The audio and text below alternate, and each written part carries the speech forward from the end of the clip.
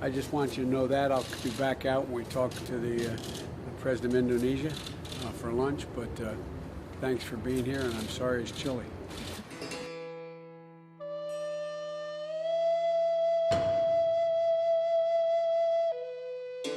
This is a left-wing This is radical left. Will you shut up, man? Listen. Will you shut up, man?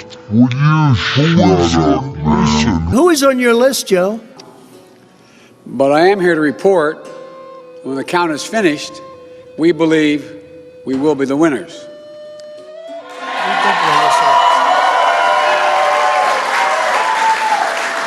So our goal now is to ensure the integrity for the good of this nation. This is a very big moment. This is a major fraud. Halo sobat barbar yang tidak suka perdamaian.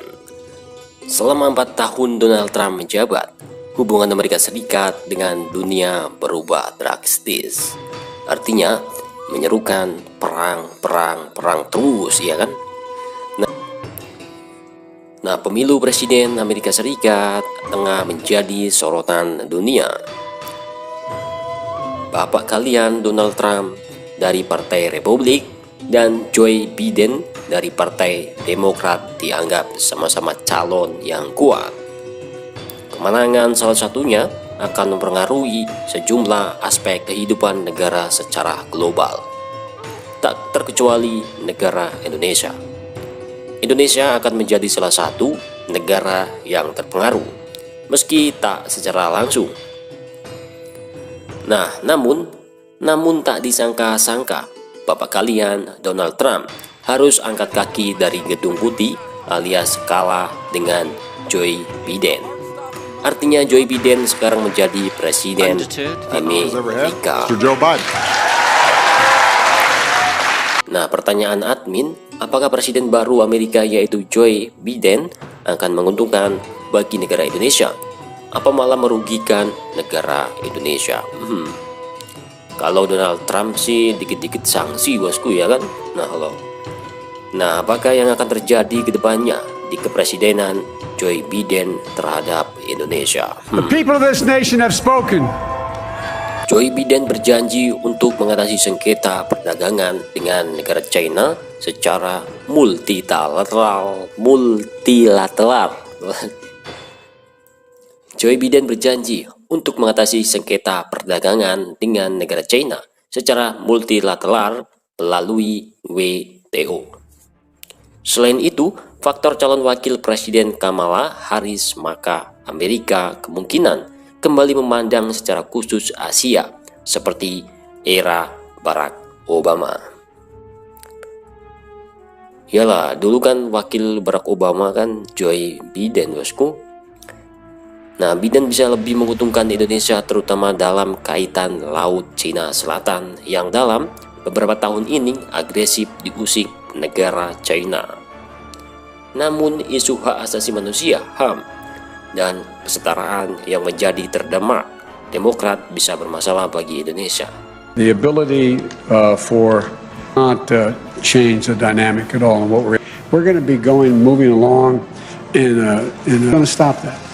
Mr. President. Sedangkan Donald Trump jika kembali ke Gedung Putih, dia akan melanjutkan perang dagang dengan China.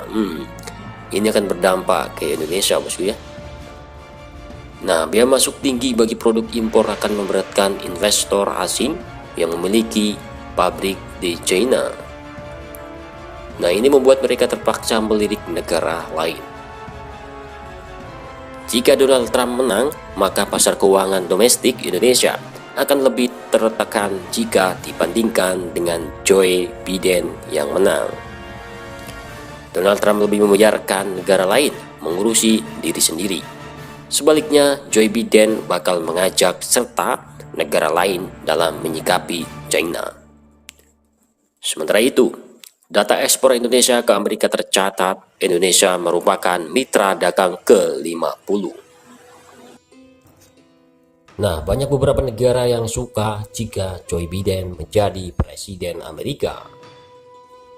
Kemenangan Joe Biden dan Kamala Harris dalam pemilihan presiden di Amerika Serikat mendapat sambutan yang beragam dari sejumlah negara, termasuk Australia, Indonesia, dan China.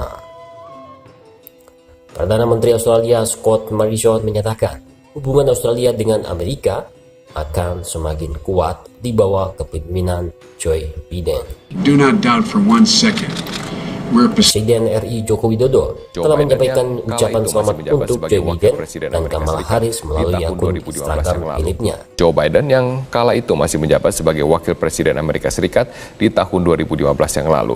Presiden Jokowi juga menyatakan siap bekerjasama dengan pemerintahan Joe Biden Amerika untuk memperkuat kemitraan strategis dan meningkatkan kerjasama ekonomi, demokrasi, dan multilateralisme. Aduh, susah bosku. Nah, di bawah pemerintah Donald Trump, hubungan Amerika dan Indonesia, khususnya di bidang perdagangan, mengalami dinamika setelah pihak Amerika mencabut status Indonesia sebagai negara dengan pertimbangan khusus dalam Organisasi Perdagangan Dunia, WTO. Lalu Amerika mengakui status Indonesia sebagai negara maju, sehingga mengakibatkan barang ekspor dari Indonesia ke Amerika akan dikenai tarif yang lebih tinggi.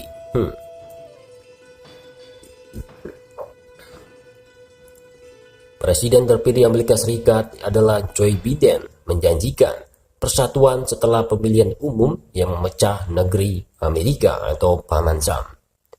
Dia juga berjanji akan kembali membuat Amerika menjadi negara yang dihormati di dunia.